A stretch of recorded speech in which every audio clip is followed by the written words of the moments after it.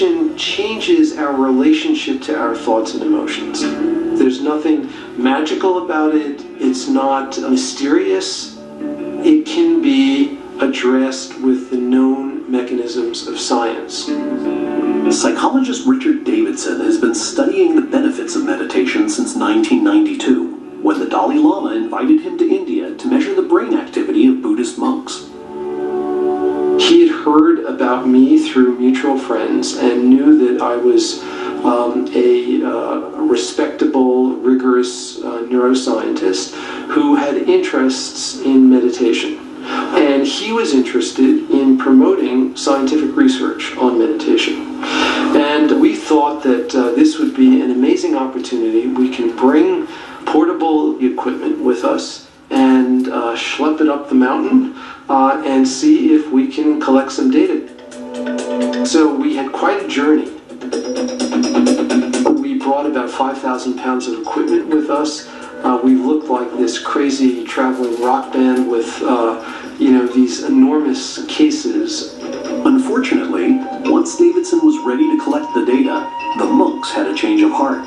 They said that they'd be happy to teach us everything they know about meditation, but they didn't really want to do the tests. But the Dalai Lama himself wanted to continue fostering the dialogue between Buddhism and Western science. This kind of dialogue very helpful to expand human knowledge about these not yet explored and still vast subject.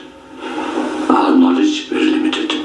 So, particularly about inner world, inner science, inner space. In 2000, the Dalai Lama began sending monks to Davidson's laboratory at the University of Wisconsin, where they participated in a series of neuropsychological studies. The results surprised Davidson himself. I thought about meditation as relaxation. In fact, what we see in the brain of an advanced meditation practitioner when he or she is meditating is heightened activation, not relaxation. Davidson's studies of Buddhist monks and other experienced meditators suggested that while they may appear to be resting, their minds are actually intensely focused. And as they meditate more and more, their brains begin to change. When Davidson compared scans of the monks to scans of people who'd never meditated, he found that the monks showed considerably more activity in the left prefrontal cortex, a part of the brain that registers positive emotions. There are certain circuits in the brain that are more sensitive to the processing of negative emotions and other circuits that are more sensitive to the processing of positive emotions.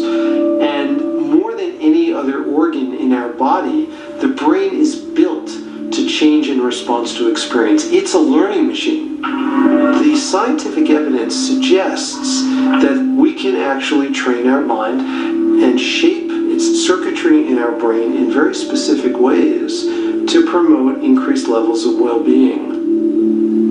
I think scientific findings also very, very useful, very convincing. It can be useful for medical science and also can be useful for bringing new generation, more healthier mind, more compassionate mind.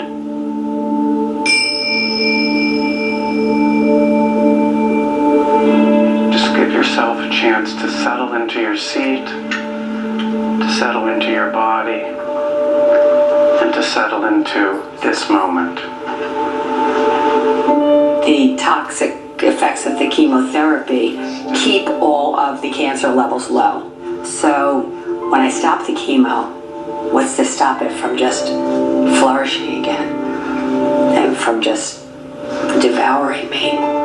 It's really important that I put myself in the state of mind that I can stay calm and cope with it. Allow the focus on the breath to expand. So Michelle Gossett has begun studying mindfulness meditation.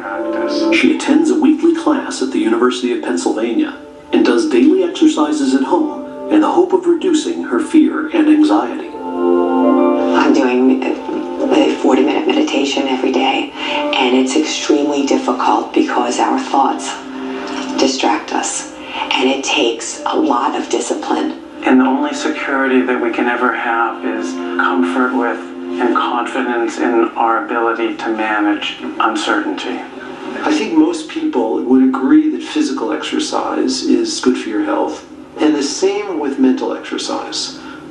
If we took the training of our mind as seriously as we take physical exercise, we can actually train our brain to transform our happiness. I don't dwell in the sadness. I have a lot less anxiety now since I've been meditating. And I have to say that my anxiety has decreased by at least 75%. I find that I'm really not anxious. I'm very calm about it. I do get sad, but I don't dwell in the sadness. I used to think that things would make me happy. More money, success, prestige, position would make me happy. And I'm realizing now that that's not the fact. I think you can't really put a price on happiness or put a label on happiness. Happiness comes from within, and happiness comes from experiences that we have with people that we love. Uma tesoura de unha na bagagem não é apenas uma tesoura.